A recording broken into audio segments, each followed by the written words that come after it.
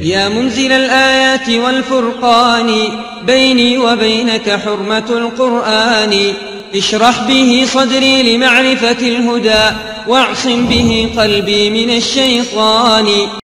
إن الحمد لله نحمده ونستعينه ونستغفره ونعوذ بالله من شرور أنفسنا وسيئات أعمالنا من يهده الله فلا مضل له ومن يضلل فلا هادي له وأشهد أن لا إله إلا الله وحده لا شريك له وأشهد أن محمدا عبده ورسوله أما بعد. Bienvenue à tous, chers auditeurs. C'est un plaisir pour moi de vous retrouver aujourd'hui pour le début de cette série de cours, durant ce mois béni. Comme vous le savez, ce mois est celui du Coran. Il convient donc aux musulmans de s'adonner à sa lecture et à sa méditation. À ce titre, j'ai choisi l'étude de ce livre qui s'intitule « Les leçons tirées de Sourate Yusuf » du savantissime Abdurrahman ibn Nasir al-Sa'di, qu'Allah lui fasse miséricorde. Pour qu'on puisse méditer ensemble sur cette magnifique histoire qu'Allah subhanahu wa ta'ala nous a mentionnée dans le Coran. Je demande à Allah subhanahu wa ta'ala de nous faciliter dans cette tâche et que ce cours soit une preuve pour nous le jour où ni richesse ni enfants ne seront d'aucune utilité, sauf pour celui qui viendra à Allah avec un cœur saint. Ainsi l'auteur, Cheikh Abdurrahman ibn Nasir al-Sa'di, commence son livre en disant « Toute la louange appartient et revient à Allah subhanahu wa ta'ala seul, et qu'Allah élève le statut de Muhammad sallallahu alayhi wa sallam et couvre sa famille et ses compagnons de sa miséricorde. » L'auteur débute son livre par louer Allah subhanahu wa ta'ala, et ceci pour plusieurs raisons. La première est pour prendre exemple sur le Coran, car dans 5 sourates, Allah subhanahu wa ta'ala commence par la louange, comme c'est le cas dans sourate La Caverne. Allah subhanahu wa ta'ala nous dit Alhamdulillahi alladhi anzala ala abdihi al-kitaba wa lam yaj'al lahu 'iwaja. Louange à Allah qui a révélé à son serviteur le livre, qui ne se détourne aucunement de la vérité. Ou encore dans sourate le Créateur, lorsqu'il dit Alhamdulillahi fatiris samawati wal ardi ja'ilil malaika rusulan uli ajnihatin mathna wa thulatha wa ruba' yazidu fil khalqi ma yasha' inna Allah ala kulli shay'in qadir. Louange à Allah, créateur des cieux et de la terre, qui a fait des anges des messagers, dotés de 2, 3 ou 4 ailes. Il ajoute à la création ce qu'il veut, Allah est omnipotent. La deuxième raison est pour prendre exemple sur le prophète sallallahu alayhi wa sallam, car il commençait ses allocutions par louer Allah. En second lieu, l'auteur nous dit, concernant ce qui suit, il y a des bénéfices à tirer de l'histoire de Yusuf alayhi salam, qu'Allah élève son statut et le statut de l'ensemble des prophètes et messagers. Effectivement, dans l'histoire du prophète Yusuf alayhi salam, il y a de nombreux bénéfices. L'auteur en a mentionné certains dans cet épître, mais en vérité, elle contient beaucoup plus de bénéfices que cela. L'éminent savant Ibn al-Qayyim, qu'Allah lui fasse miséricorde, mentionne qu'il y a dans sourate Yusuf plus de 1000 bénéfices. Ensuite, l'auteur nous dit, en effet, Allah subhanahu wa ta'ala nous raconte ce récit de façon détaillée et dit à la fin de celui-ci لَقَدْ كَانَ فِي قَصَصِهِمْ عِبْرَةٌ لِأُولِي الْأَلْبَابِ. Dans leur récit, il y a certes une leçon pour les gens doués de raison. L'histoire du prophète Yusuf alayhi salam est l'une des histoires les plus détaillées dans le Coran.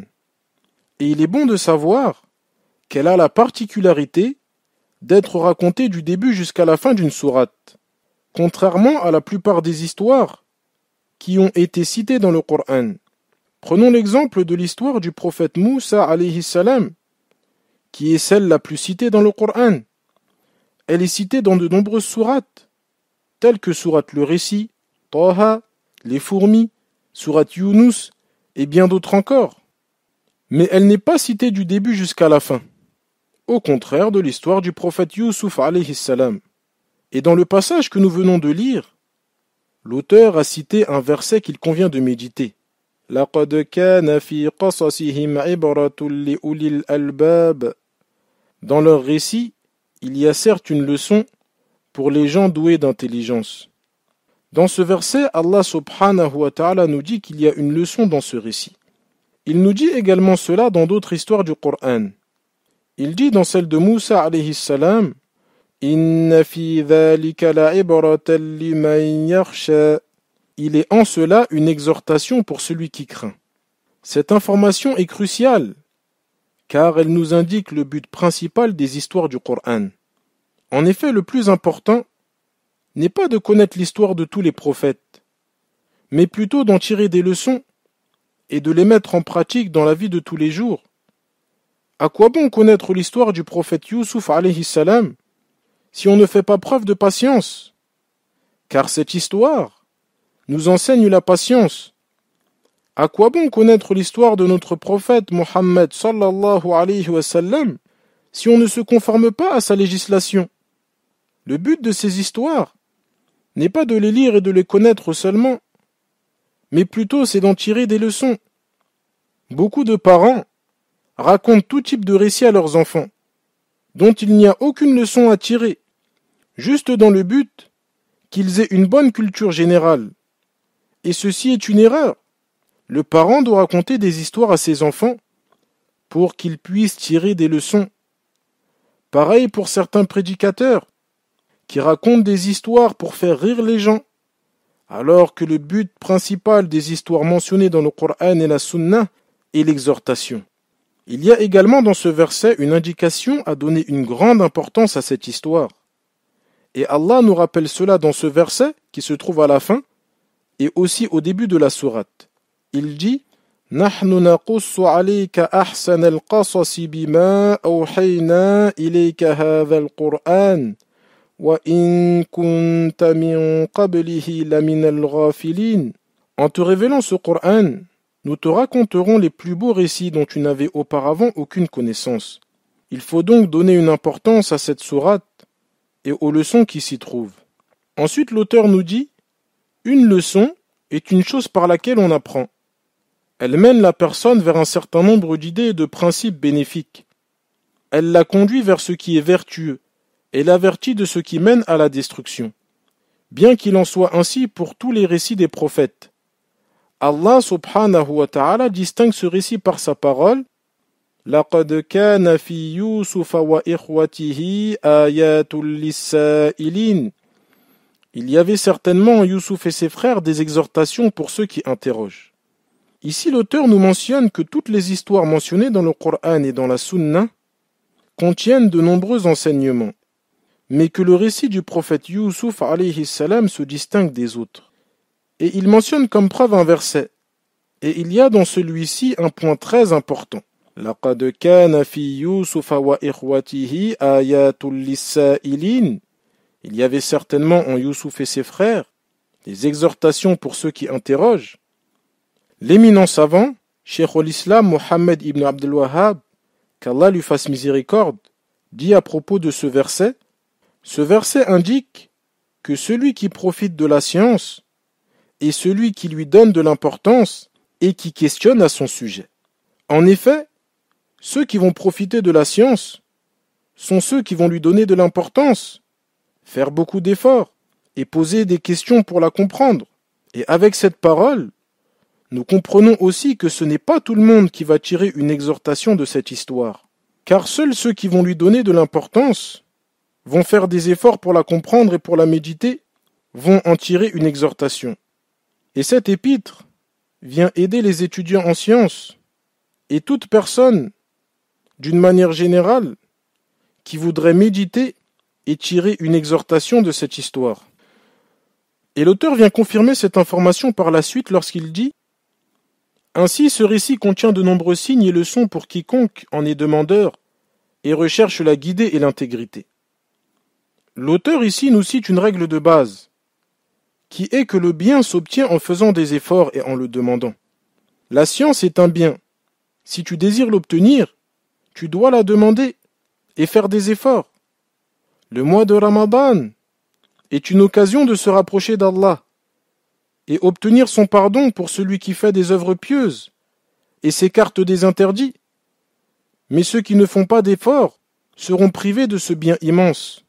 Il dit par la suite, il en est ainsi grâce à ce que ce récit contient comme évolution d'une situation à une autre, d'une difficulté à une autre, de l'affrontement des épreuves jusqu'à être bienheureux, de l'humiliation et l'esclavage jusqu'à atteindre les honneurs et le pouvoir, de la division vers l'unité et le comble des souhaits, de la peine jusqu'à la joie, de l'abondance vers la pénurie et de la pénurie vers l'abondance, de la famine à la satiété et de la difficulté jusqu'à la facilité. Parmi les différents sujets que contient cet immense récit, béni soit celui qui nous l'a relaté, clarifié et expliqué. L'auteur finit cette introduction en mentionnant l'une des leçons les plus importantes de cette sourate, qui est le changement d'état de la personne lors de sa vie. En effet, le prophète Youssouf alayhi salam est passé par plusieurs situations, certaines heureuses et d'autres malheureuses. Et ceci nous enseigne que lorsqu'on est éprouvé, cela ne va pas durer et que le bonheur viendra par la suite. Il faut donc faire preuve de patience et d'endurance. Et cette magnifique sourate vient nous apprendre ce point très important. Et nous retrouvons ce principe dans différents endroits du Coran. Parmi eux, dans sourate le déchirement, Allah subhanahu wa ta'ala nous dit فَلَا أُقْسِمُ بِالشَّفَقِ وَاللَّيْلِ وَمَا وَسَقَ وَالْقَمَرِ إِذَا اتَّسَقَ لَتَرْكَبُنَّ طَبَقًا عَنْ طَبَقٍ. Je jure par le crépuscule, par la nuit et ce qu'elle réunit, et par la lune dans sa plénitude, que vous passerez par des états successifs. Certains exégètes ont dit à propos de ce verset, vous passerez par des états successifs dans le temps, dans des lieux différents, mais aussi des états du cœur et du corps différents, de la vie à la mort, d'ici-bas à l'au-delà, d'une difficulté à l'autre, de l'élévation ici-bas à l'humiliation dans l'au-delà et inversement. Et nous avons aussi la parole d'Allah subhanahu wa ta'ala dans sourate les Romains. Allahu alladhi khalaqakum min da'fin thumma ja'ala min ba'di da'fin quwwah thumma ja'ala min ba'di quwwatin da'fan wa shaybah yakhluqu ma yasha wa huwa al-alimul qadir. Allah est celui qui vous crée faible. Puis après la faiblesse, il vous accorde la force. Puis après la force, il vous réduit à la faiblesse et à la vieillesse. Il crée ce qu'il veut. Il est l'omniscient, l'omnipotent. Et c'est justement par rapport à ce principe que le prophète sallallahu alayhi wa sallam a encouragé sa communauté de profiter de certaines choses avant leur disparition. Comme cela est venu dans le hadith de Abdullah ibn Abbas, qu'Allah l'agrée, le prophète sallallahu alayhi wa sallam a dit « Profite de 5 choses avant 5. Ta jeunesse avant ta vieillesse, ta santé avant ta maladie, ta richesse avant ta pauvreté, ton temps libre avant ton occupation, et ta vie avant ta mort. Wallahu al-musta'an, wa bihi tuklan.